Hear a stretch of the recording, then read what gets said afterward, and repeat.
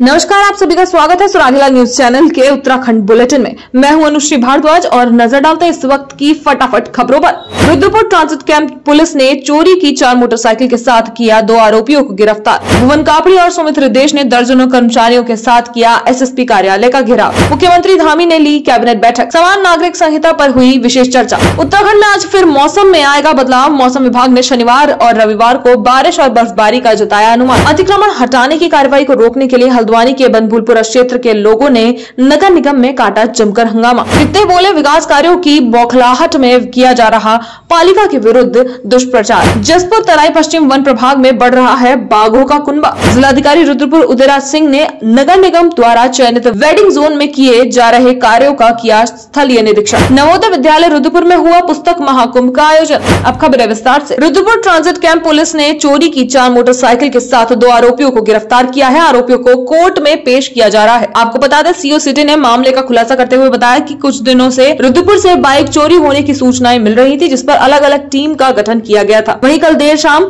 Transit camp police शमशान घाट Gangapur road में checking अभियान चलाया, जिस दौरान 2 अभियुक्तों को गिरफ्तार किया गया है। रुद्रपुर से संवाददाता दुर्गेश तिवारी की रिपोर्ट।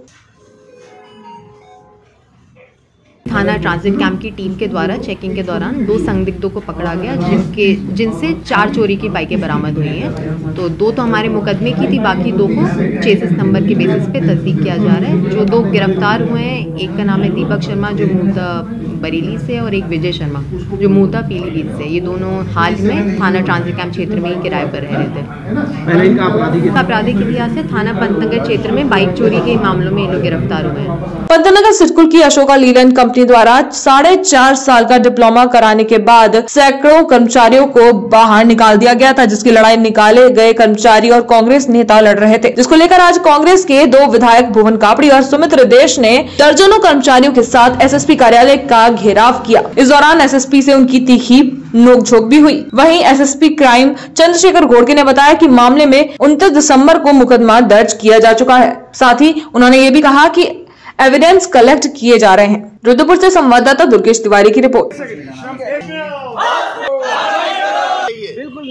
देखिए, अभी पुलिस ऑफिस में माननीय विधायकगण और कुछ जो यहाँ पे अशोक लीलैंड के कर्मचारी इनके द्वारा जो है यहाँ पे आवेदन किया गया कि जो एफआईआर इसमें पंजीकृत हुई है 30 दिसंबर को, उसमें कार्रवाई को लेकर इन्होंने मांग की थी। तो हमने इनको बताया है कि कानूनी प्रक्रिया इसमें चल रही है। एफआईआर इसमें ऑलरेडी रजिस्टर्ड है। इसकी इन्वेस्टिगेशन जो है इन्हीं की डिमांड पे, कुछ लोगों द्वारा डिमांड की गई थी, तो उनके आधार पर, उनके एप्लीकेशन के आधार पर उसकी विवेचना जो है ASP Udham Singh Nagar CO city का चार्ज जो देख रही है उनको ट्रांसफर की जा चुकी है। इसमें एफआईआर चूँकि प्रक्रिया में है और इसकी इन्वेस्टिगेशन चल रही है, तो हमने इनको ये आवेदन किया है कि जो भी एविडेंस ये देना चाह रहे हैं उसको हम ये दे दें। और हमने ये भी कमिट किया है कि इसको हम जल्दी से जल्दी इसको एफआईआर को इन्वेस्टिगेशन स्पीडअप करके इसको कंप्लीट करने की हम कोशिश करें। देखिए, इसमें एविडेंस कलेक्शन की प्रक्रिया जारी है। लगातार बयान दिए जा रहे हैं, वादी पक्ष के बयान चल रहे हैं और इस प्रक्रिया को हमने स्पीडअप करने के लिए भी इनको बताया। सन 2020-21 से लगातार हम लोग प्रयास कर रहे हैं। बड़ी मुश्किल से 350 बच्चे जो उस समय निकाले गए थे, उस समय जो प्रशासनिक अधिकारी थे, शायद यही था, ये कप्तान थे, डीएम थे, इन लोगों ने करवाया। आज लेकिन लगता ही नहीं यहाँ पे व्यवस्था है। मुझे तो लगता है केवल अवैध खनन कराने के लिए अधिकारी यहाँ पे बैठे हुए हैं। कोई कार्य नहीं हो रहा है। आम आदमी त्रस्त है और अधिकारी मस्त है। ये इनका प्रशासन शासन है। मैं लगातार कप्तान को फोन मिला रहा हूँ, जनप्रतिनिधि हूँ। सदन में विषय उठेगा, सदन में अब विषय उठेगा कि जनप्रतिनिधियों का फोन कैसे नहीं उठा रहे हैं कप्तान। उन्हें पता है हम किस विषय को लेकर यहाँ हैं, उन्हें पता है कि वो लोग फंस रहे हैं। उनको संरक्षण देने के लिए वो बच रहे हैं अपनी ड्यूटी से। तो क्या ऐसे अधिकारी यहाँ बने रहने चाहिए? बड़ा गंभीर प्रश्न है और पुलिस की कार्यप्रणाली पे बहुत बड़ा प्रश्न है। क्या कर जाएंगे? अब जब उनको मैं फोन मिला रहा हूँ, उन्हें पता लग गया होगा इतनी देर में, तो एलआईयू बताई देती है कि वो लोग आए हैं। तो अपनी ड्यूटी से कैसे बचा जाए, इसलिए फोन नहीं उठा रहे। कायदे से उन्हें यहाँ तुरंत मौजूद होकर इन बच्चों को आश्वासन देना चाहिए, जिन्हें कई बारी वो पाठ पढ़ा चुके हैं शिक्षा का। आईपीएस अधिकारी हम भी मानते पढ़े लिखे व्यक्ति हैं, लेकिन अगर जिस पर्पस के लिए वो इस कुर्सी पर बैठे, अपने पद पर बैठे, अगर वो पर्पस पूरा नहीं कर पा रहे, इस कुर्सी पर बैठने का उन्हें कोई अधिकार नहीं। रणनीति तो देखिए साफ है। इन बच्चों को आपने पैदल तो कर ही दिया, इन्हें बेरोजगार तो कर ही दिया।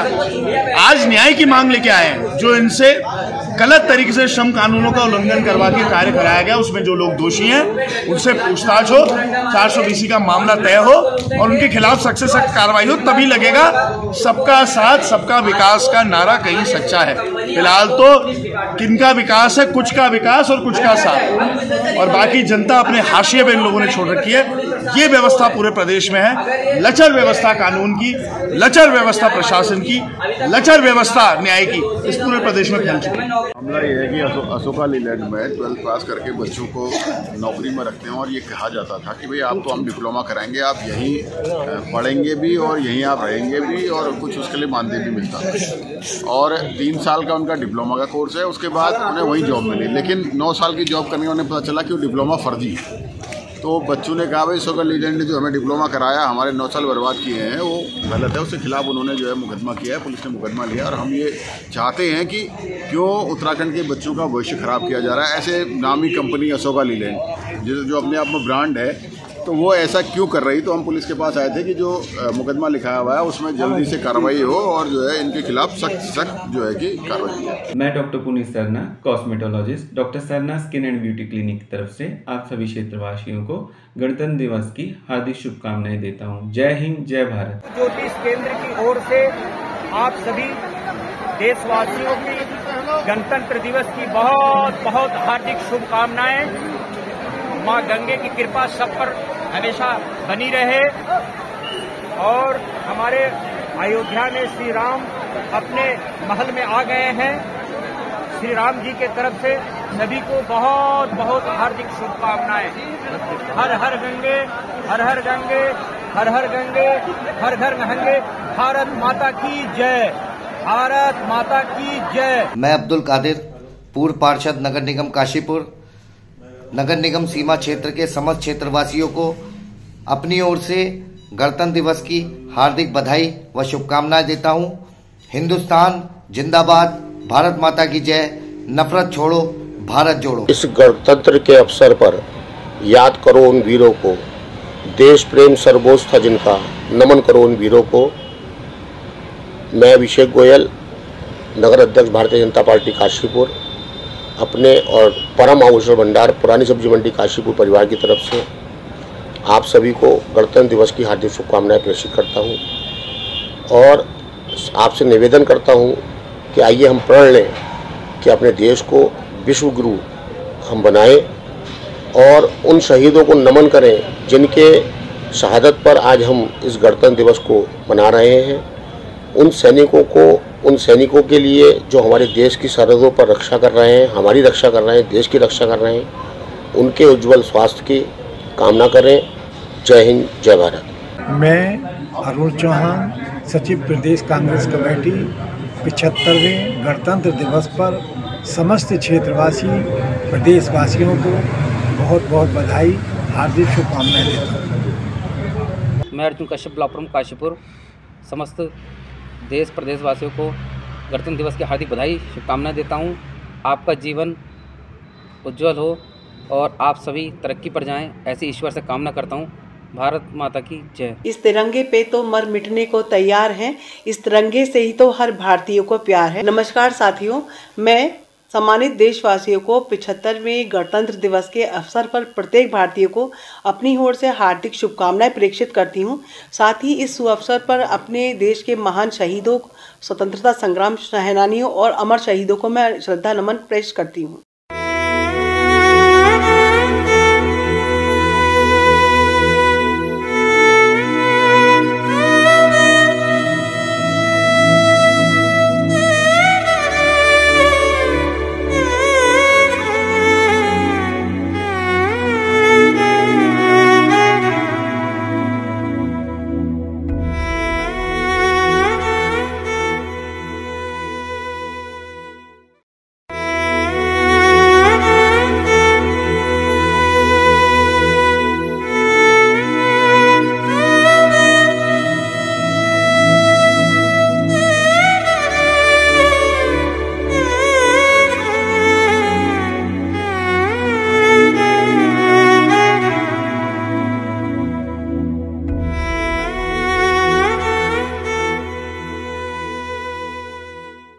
मुख्यमंत्री पुष्कर सिंह धामी की अध्यक्षता में आज कैबिनेट बैठक का आयोजन किया गया, जिस दौरान उन्होंने 1 दर्जन से ज्यादा प्रस्ताव भी रखे। इस दौरान उन्होंने कहा कि सरकार समान नागरिक संहिता मुख्य विषय के रूप में लाएगी। इसके अलावा कैबिनेट में आबकारी नीति, वन पंचायत नियमावली समेत कुछ विभागों की सेवा नियमावली पर भी चर्चा हुई। देहरादून से संवाददाता सुनील राज की रिपोर्ट। उत्तराखंड का मौसम आज से फिर बदलने जा रहा है। मौसम विभाग ने पर्वतीय जिलों के 2500 मीटर से अधिक ऊंचाई वाले क्षेत्रों में बर्फबारी और मैदानी जिलों में बारिश की संभावना व्यक्त की है। मौसम निदेशक विक्रम सिंह के अनुसार कल फिर बारिश की एक्टिविटी बढ़ने जा रही है। कल पूरे प्रदेश में हल्की से मध्यम बारिश के आसार हैं, जबकि 3000 मीटर से अधिक ऊंचाई वाले क्षेत्रों में मध्यम दर्जे की बर्फबारी का अनुमान लगाया गया है। देहरादून से संवाददाता सुनील राज की रिपोर्ट।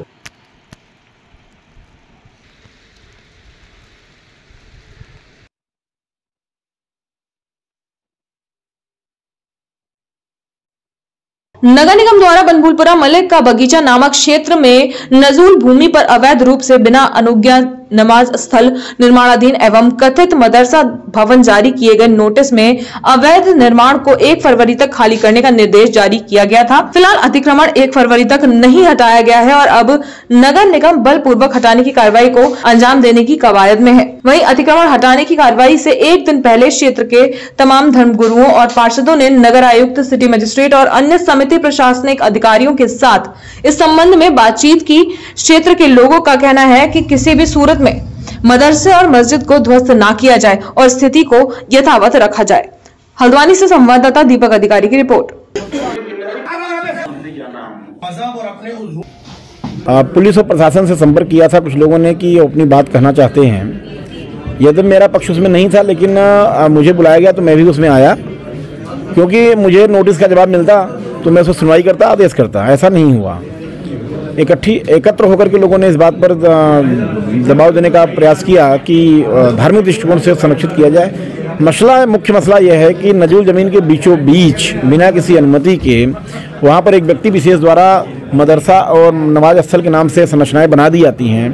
वो कहाँ से फंड आया, कैसे बनाया गया, कौन से संगठन ने बनाया, उसके लिए क्या समिति बनाएगी, कैसे चलेगी, कौन संचालन करेगा, उसका स्वरूप क्या होगा, ऐसा कुछ ये लोग भी स्पष्ट नहीं कर पाए हैं। तो हमारे जो अभिलेख है, हमारी जो जांच है, उसके हिसाब से वो वैध नहीं है।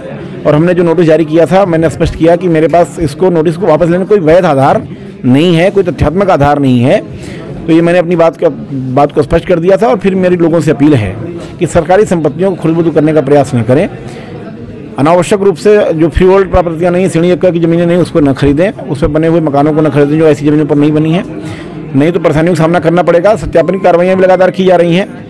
तो मुझे लगता है कि सबको सरकारी ज़मीनों का सम्मान करना चाहिए और सरकारी ज़मीन को संरक्षित और सुरक्षित करने में सहयोग देना चाहिए। अभी उसमें कोई रोक नहीं लगाई गई है। निगम के सभागार में जो मलिक के बगीचे में नोटिस दिया गया था, जो एक स्ट्रक्चर है उसको नगर निगम के द्वारा, उसके संबंध में आज वार्ता हुई है। तो उसमें यहाँ पर उन्होंने अपने पक्ष में जो बातें कहनी थी वो कही, जो इसमें नगर निगम का जवाब था वो भी उनको दिया गया है। मुख्य रूप से सरकारी जो नजूल भूमि है उस पर किस प्रकार ये निर्माण किया गया है, उसके संबंध में उनके पास कोई भी एथेंटिक जो पेपर थे वो यहाँ पर नहीं दिखा पाए हैं। और इसलिए जो नगर निगम का नोटिस है वो अपनी जगह यथावत है।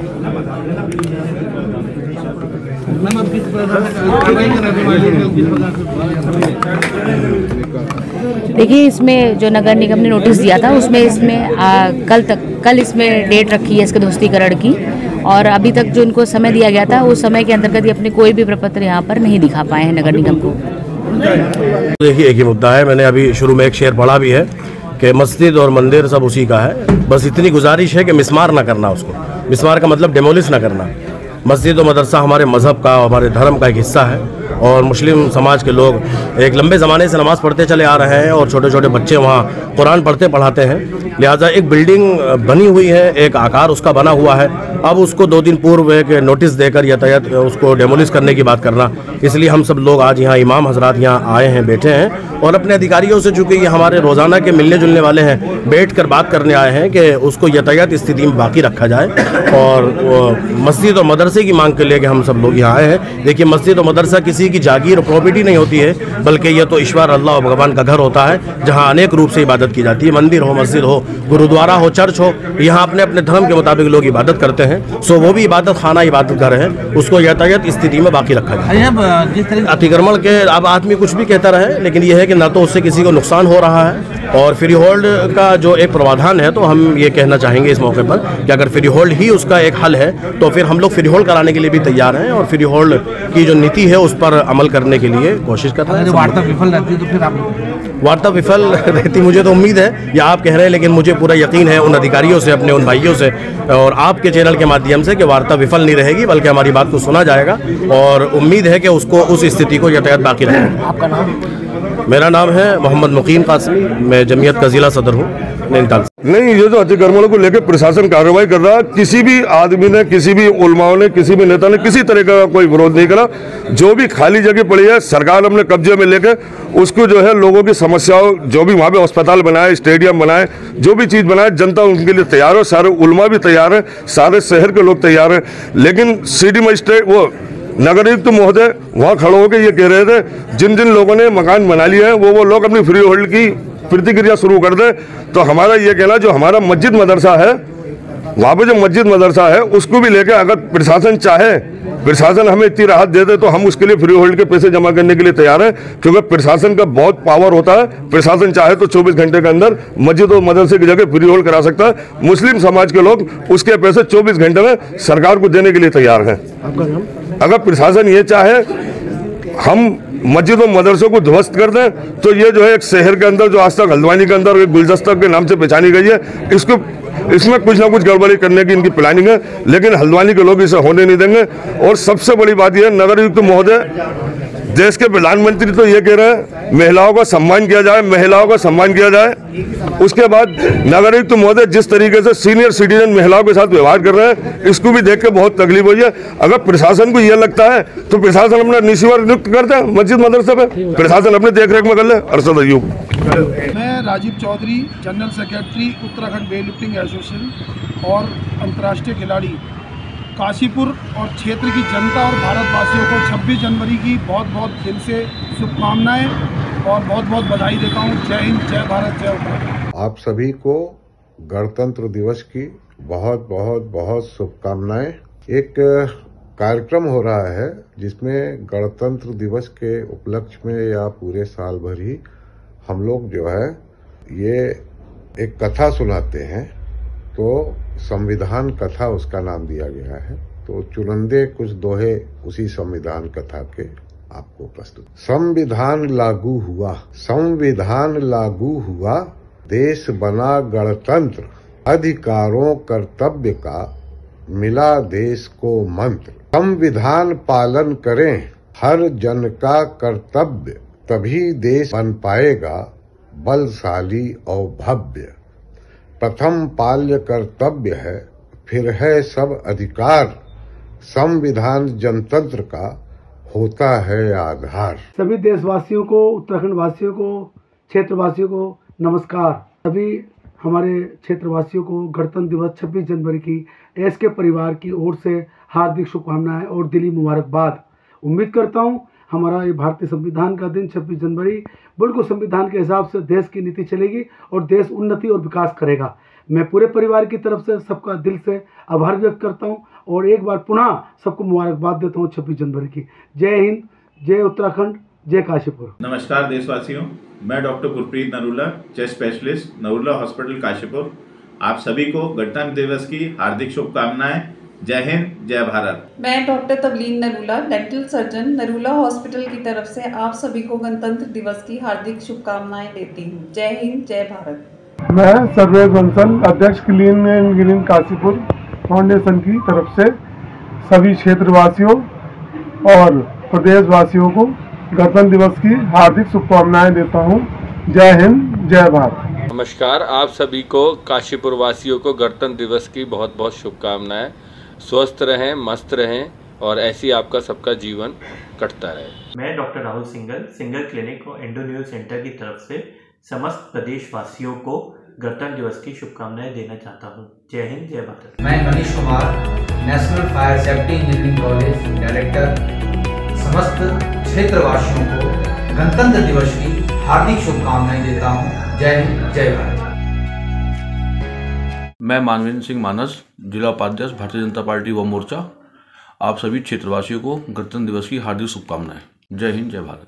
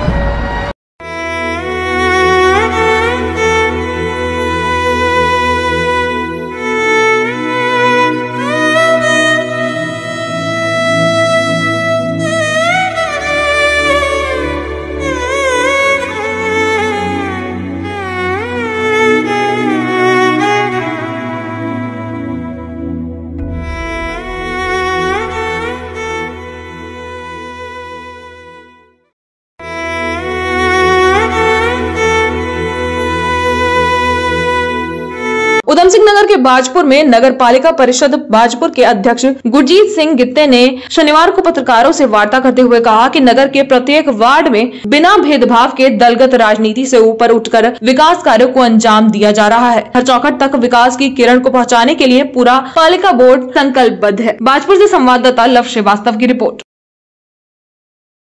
नगर पालिका पे आरोप लगाए जा रहे हैं, नगर पालिका में भ्रष्टाचार हो रहा है। ऐसा कुछ नहीं है। नगर पालिका अपना कार्य को बड़े आराम से अच्छी तरीके से कर रही है और यहाँ कोई भेदभाव भी नहीं होता है।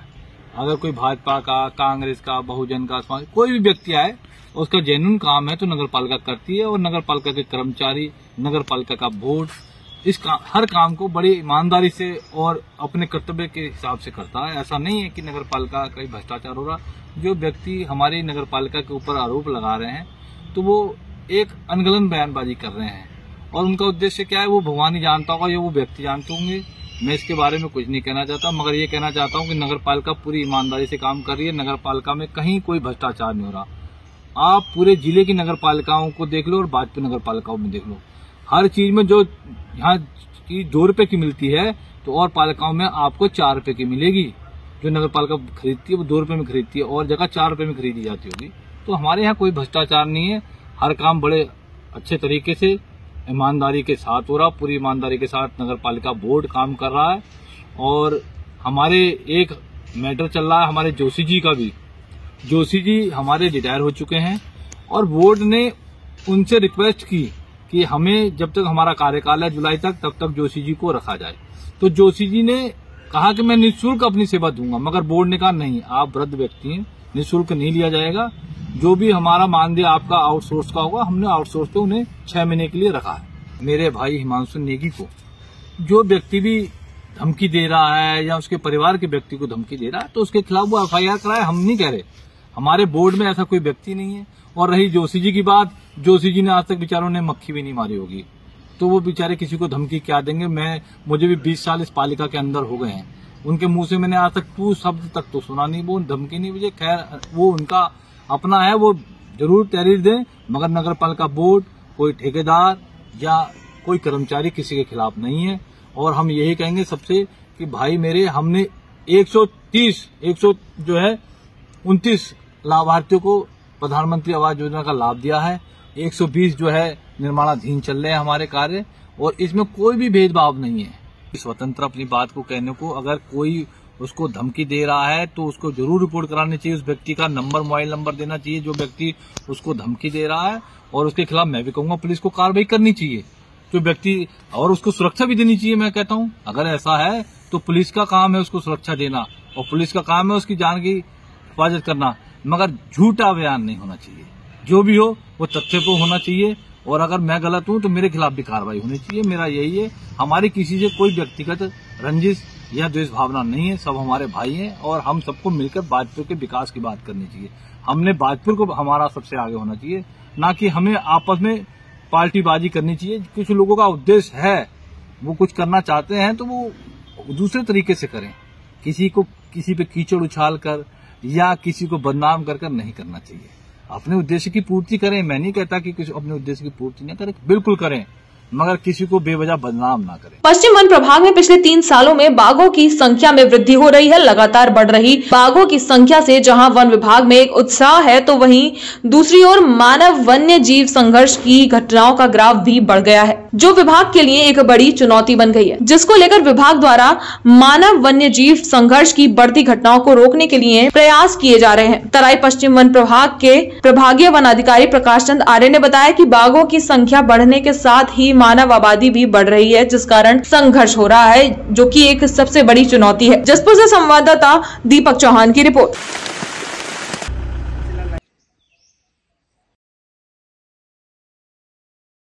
तराई आर्क लैंडस्केप में बाघों की संख्या लगातार बढ़ ही रही है, जो कि हमारे संरक्षण और जो भी हमारे वन कर्मियों के दो प्रयास हैं उसके फलस्वरूप लगातार बढ़ रही है संख्या। तराई पश्चिमी की बात करें तो तराई पश्चिमी में वर्ष 2020 में ये 20 में जो आंकड़े जारी हुए थे डाटा, तो वो 2018 का था। 2018 का डाटा जो कि 2020 में जारी हुआ, उसमें जो उस समय इस डिवीज़न में टोटल बाघों की संख्या थी 39, और आज जो इस बार का जो डाटा अभी रिलीज हुआ है उसमें हमारी संख्या निकल के आ रही है 53 बाघ, जो कि हमारे इस तराई पश्चिमी क्षेत्र में हैं, जिसको कि हम इंडिविजुअली हम पहचानते हैं कि ये हमारे क्षेत्र का बाघ है और यहीं रहता है।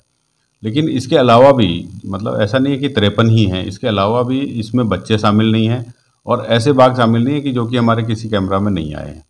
तो लगातार जो संख्या है इससे अधिक हो सकती है, लेकिन 53 तो मिनिमम है ही है। इनका नंबर बढ़ रहा है, आबादी भी जो है हमारे ह्यूमन आबादी भी बढ़ रही है, तो इसमें संघर्ष होना ज़रूरी है, हो ही रहा है संघर्ष, लगातार बढ़ता ही जा रहा है और ये हमारे लिए सबसे बड़ी चुनौती है। हमारे जितने भी संरक्षण करने वाले लोग हैं उन सबके लिए चुनौती यही है कि किसी भी तरह से इस संघर्ष को रोकना है। सबसे बड़ी बात तो हमारा लोगों से यही अपील है कि जंगल की तरफ को कम से कम जाएं। जंगल जा रहे हैं, ज़्यादातर घटनाएं जो संघर्ष की हो रही हैं वो जंगल के अंदर हो रही हैं।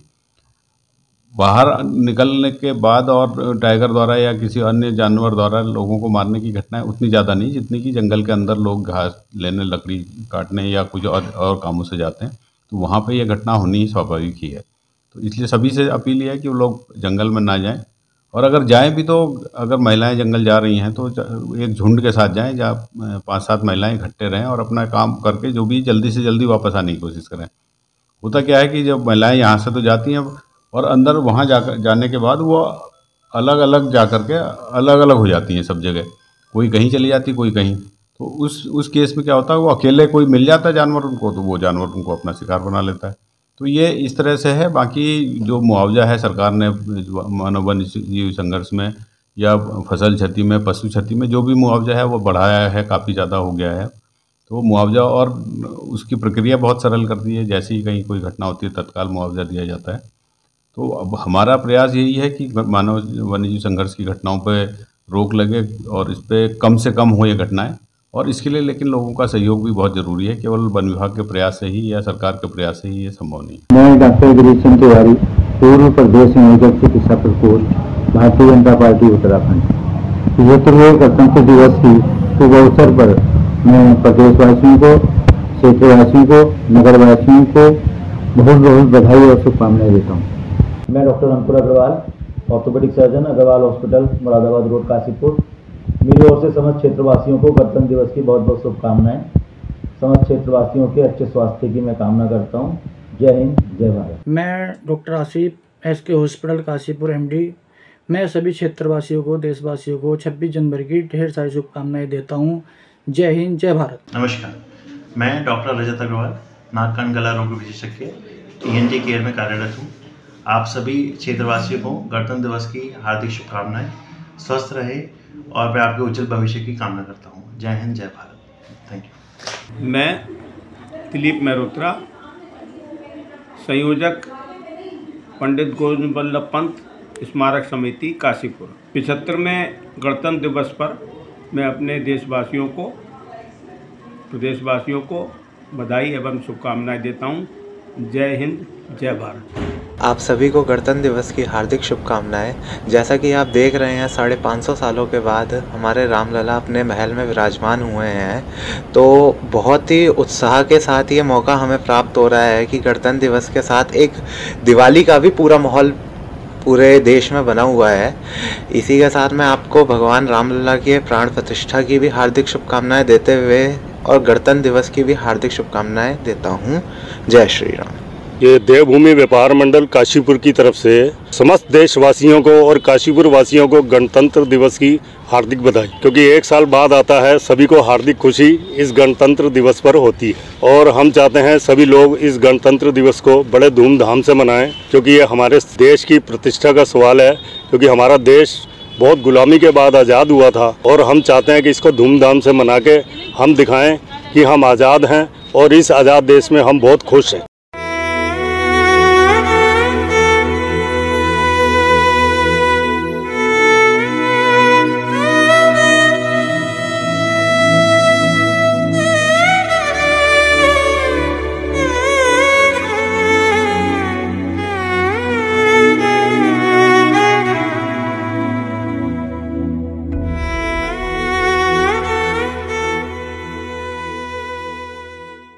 जिलाधिकारी उदयराज सिंह ने नगर निगम द्वारा चयनित वेडिंग जोन में किए जा रहे कार्यों का स्थलीय निरीक्षण किया। उन्होंने निरीक्षण के दौरान निर्देशित किया कि वेडिंग जोन को व्यवस्थित ढंग से विकसित किया जाए। साथ ही ये भी कहा कि G20 के दौरान हटाए गए वेंडर्स तथा विभिन्न गलियों से हटाए जाने वाले वेंडर्स को व्यवस्थित ढंग से वेंडिंग जोन में लाने की दिशा में कार्य किया जा रहा है। रुद्रपुर से संवाददाता दुर्गेश तिवारी की रिपोर्ट।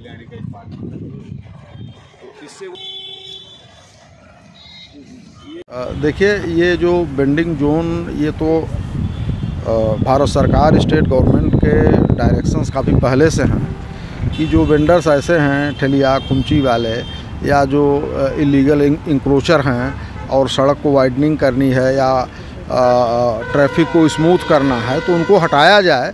तो ऐसी जगह चिन्हित करके दी जाए कि जहाँ पर वो अपना रोज़गार कर सकें, उनकी रोजी रोटी की भी व्यवस्था वैकल्पिक की जाए। तो पूरी वेंडिंग पॉलिसी बनी हुई है, एक्ट बन गया है। और हम लोग जो यहाँ पर वेंडर्स G20 में हटाए गए थे या जो अभी और तमाम कंजेशन है गलियों में, उनको भी हम लोग शिफ्ट करने का प्लान है, जिससे कि ट्रैफिक स्मूथ चल सके और रोज़गार उनका जीविका का साधन बना रहे, ये भी देखना सरकार की जिम्मेदारी है। और अभी 2 महीना पहले माननीय मुख्यमंत्री जब आए थे तो ये लोग मिले थे, जो वेंडर्स लोग हैं और इंक्रोचर्स लोग हैं, तो उनके निर्देश थे कि आप लोग कहीं जगह देख लीजिए और इनके भी रोज़गार की व्यवस्था कहीं सुनिश्चित कराइए। तो उसी के क्रम में हम लोगों ने ये प्लान बनाया था कि कहीं जगह देखी जाए, तो जगह मिल गई और हम लोग अब इस प्लान को अमली जामा बहुत जल्दी पहना देंगे। और आप ये मान के चलिए कि हो सकता है कि मार्च तक यहाँ कुछ अच्छा देखने को मिले आप लोगों को, लेकिन हम सारी तैयारी पहले ही कर लेंगे। चाहे तो एक साथ होनी चाहिए, सब लोग एक साथ बैठना ही नहीं चाहते। पापा, ट्राई दिस। लो, सब लपक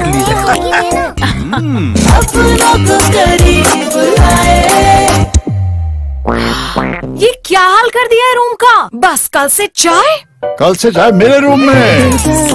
देवर पान नमकीन।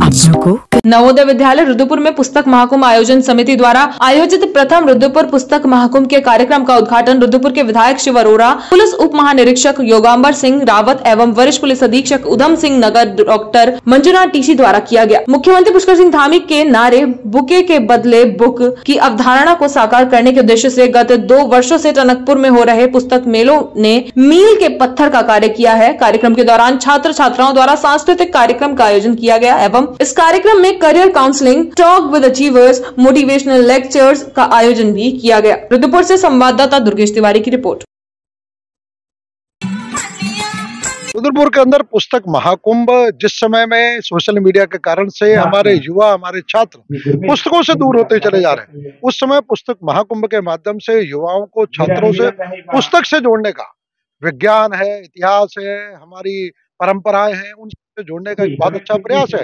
पुस्तक जीवन का आधार है, जीवन मूल्य का आधार है। तो इस प्रकार ये पुस्तक जब युवाओं के जीवन में वापस आ रही है, तो एक उनके व्यक्तित्व विकास के लिए, देश की संस्कृति को जानने के लिए बहुत बड़ा अवसर मिलेगा।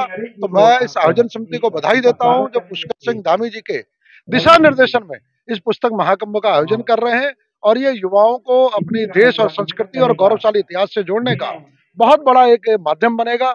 मेरी तरफ से बहुत बड़ी शुभकामना है। आज के आधुनिक युग में बच्चे पुस्तकों से दूर होकर मोबाइल की तरफ ज़्यादा उनका आकर्षण है, उसको देखते हुए पुस्तक मेला लगाया गया है। और माननीय मुख्यमंत्री जी का आह्वान है कि बुके ना देकर बुक दें, पुष्प ना देकर पुस्तक दें, ऐसा माननीय मुख्यमंत्री जी के आह्वान पर ये मेले का आयोजन किया गया। सभी को बहुत बहुत शुभकामनाएं। यहाँ पे कुछ स्पिरिचुअल पुस्तकें हैं, जैसे इस्कॉन टेम्पल की लगी हुई हैं, गायत्री परिवार की लगी हुई हैं, बाकी एकेडमिक्स की सारी बुक्स हैं। यहाँ पे कम से कम 40 से 50 पब्लिशर्स यहाँ पे पहुँचे हैं इस मेले में।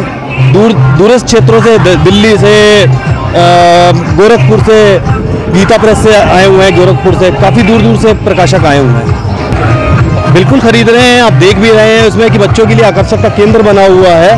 और दूसरा, पढ़ाई के साथ साथ बच्चे कुछ अपने धर्म से, कुछ अपने उससे भी जुड़े, तो यही हमारा प्रयास है। हमारे प्रदेश के मुखिया माननीय पुष्कर सिंह धामी जी के एक बहुत ही बढ़िया प्रयास उनके द्वारा किया गया पूरे प्रदेश में कि बुके की जगह बुक का एक कल्चर डेवलप करना है। और वर्तमान युवा पीढ़ी में आप देख रहे होंगे लगातार मोबाइल के प्रति बच्चों का रुझान बढ़ता ही जा रहा है। तो इन सब चीज़ों को ध्यान में रखते हुए रुद्रपुर शहर में पहली बार प्रथम पुस्तक महाकुंभ का आयोजन हम लोग यहाँ पर करा रहे हैं। देश के बहुत ही जाने माने प्रकाशकों की बहुत सारी पुस्तकें यहाँ पर हम लेके आए हैं, और इस क्षेत्र के बहुत सारे विद्यालय, कॉलेज, इंस्टीट्यूट इसमें प्रतिभाग भी कर रहे हैं। केवल पुस्तकों से जोड़ने का ही कार्यक्रम नहीं है, उसकी सांस्कृतिक और उसकी कला, उसका साहित्य, जो भी वो इंटरेस्ट रखते हैं बच्चे, उन विधाओं में हम आगे बढ़ने के लिए ये कार्यक्रम कर रहे हैं। और आप देख रहे होंगे बहुत ही उत्साह है, बहुत सारे कॉलेजों, स्कूलों के द्वारा बहुत अच्छा उनके बच्चों के द्वारा प्रतिभाग किया जा रहा है। और धार्मिक पुस्तकें भी हैं, कॉम्पिटिटिव पुस्तकें भी हैं, सब तरह का साहित्य हम लेकर के यहाँ पर आए हैं। और चूँकि पहली बार है तो निश्चित रूप से ये प्रयास हम लोग आगे भी जारी रखेंगे। और आज माननीय विधायक जी के द्वारा आज इस कार्यक्रम का उद्घाटन किया गया है। कल भी कार्यक्रम रहेगा और आज बहुत सारे कार्यक्रम हैं जिसमें टॉक विद अचीवर्स भी है। हमारे यहाँ पर जो रुद्रपुर के शहर की जो बेटी है गरिमा नरूला, उनका भी कार्यक्रम रखा गया है। और शिवेंद्र कश्यप जी है जो पन्नागढ़ के डीन हैं, उनका भी कार्यक्रम रखा गया है। और तमाम युवा जो हमारे यहाँ पर हैं, जो किसी न किसी क्षेत्र में आगे बढ़े हैं, उनसे यहाँ की युवा पीढ़ी को रूबरू कराने का एक प्रयास है। फिलहाल के लिए बस इतना ही। उत्तराखंड से जुड़ी सभी खबरों को जानने के लिए जुड़े रहें सुराग लाल न्यूज चैनल से। धन्यवाद।